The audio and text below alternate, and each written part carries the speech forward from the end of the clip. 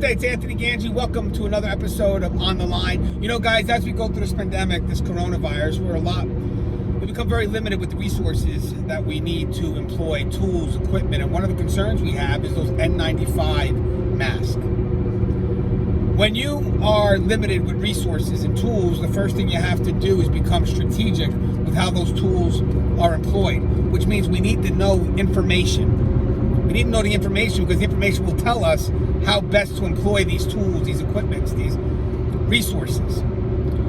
So a lot of people are asking, like, hey, Gange, the N95 mask, shouldn't I wear that all day to protect myself? And I mean, ideal world, if we had an infinite amount, sure, if you want, but again, you'd have to take it off and replace them probably every few hours because those masks get saturated, they become ineffective. But we don't live in a perfect world, which means that those N95 masks, they're limited in supply, and we have to be careful how we employ that. We have to be strategic, which means that the best way to utilize that right now is if you have someone that's symptomatic, the first thing you want to do is put that N95 mask on that individual.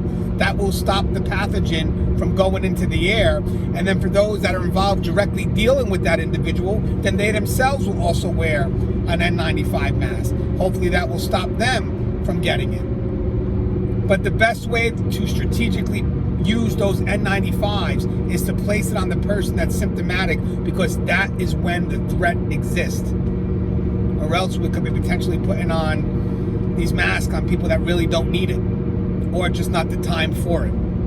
So again, guys, we gotta be strategic with the tools we utilize. And right now, the best way to use that N95 mask is just like the CDC says, put it on the threat, which will be the person with the symptoms, and then those that are directly dealing with the person with the symptoms. But I would love your thoughts. Again, the show is On the Line, and guys, today, more than ever, please stay safe and be careful.